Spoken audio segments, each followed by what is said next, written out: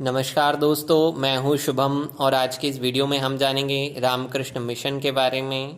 हम जानेंगे इस मिशन की स्थापना की क्यों आवश्यकता पड़ी या इस मिशन की स्थापना किसने की, इस मिशन की स्थापना के पीछे क्या कुछ उद्देश्य रहे, इस मिशन का सामाजिक और धार्मिक क्षेत्र में क्या कुछ योगदान रहा। चलिए जानते हैं रामकृष्ण मिशन के बारे में। अगर रामकृष्ण मिशन की स्थापना की बात की जाए तो इस मिशन की स्थापना स्वामी विवेकानंद ने की है। वहीं प्रीलिम पॉइंट ऑफ व्यू से एक छोटा सा टॉपिक और जानने योग्य हैं। वहीं इस मिशन की स्थापना से पूर्व स्वामी विवेकानंद ने एक और संस्थान की स्थापना की थी। वो था 1896 ईस्वी में न्यूयॉर्क यानी अमेरिका में उन्होंने वेदांत सोसाइटी का गठन किया और इस सोसाइटी का उद्देश्य था भारतीय धर्म और दर्शन के प्रचार के लिए काम करना। वहीं स्वामी विवेकानंद ने मूर्ति पूजा, बहुदेववाद यानी अनेक देवों का समर्थन, अनेक देवताओं की पूजा का समर्थन किया, क्योंकि विवेकानंद जी का मानना था कि ईश्वर साकार और निराकार दोनों रूपों में है और दोनों रूपों में उसकी अनुभूति प्रतीकों के माध्यम से की जा सकती है। तो चलिए स्टार्ट करते हैं। रामकृष्ण मिशन के बारे में हम जानते हैं।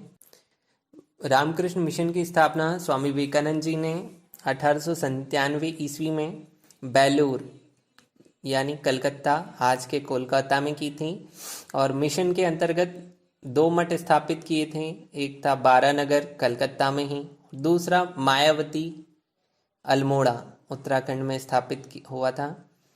अगर इस मिशन की स्थापना के पीछे के उद्देश्यों को हम जाने तो मानवीय सहायता और सामाजिक कार्य यानी आपदाओं के समय में मानवीय सहायता पहुंचाना और सामाजिक क्षेत्र में कार्य करना इस मिशन के उद्देश्य रहे हैं।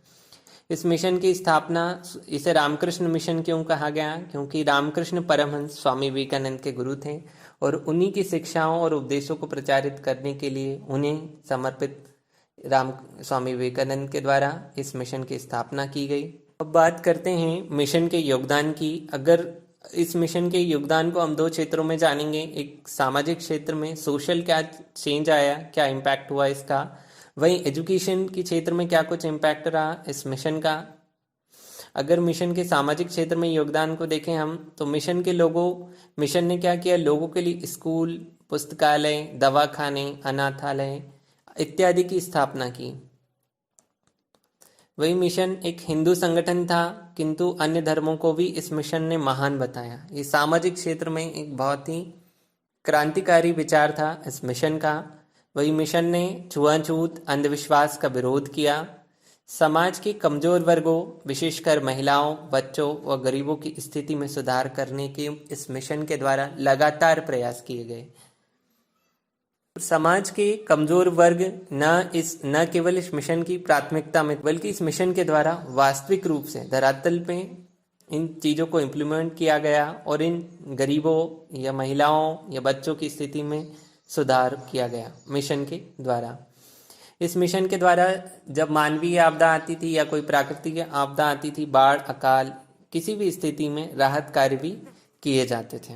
इनके हम शिक्षा के क्षेत्र में, शैक्षणिक क्षेत्र में अगर योगदान की बात की जाए तो विश्व को मानव मूल्यों की शिक्षा देने हेतु 1896 ईस्वी में, जैसा कि हमने जाना, न्यूयॉर्क में स्वामी विवेकानंद के द्वारा वेदांत सोसाइटी का गठन किया गया हिंदू धर्म के प्रसार हेतु।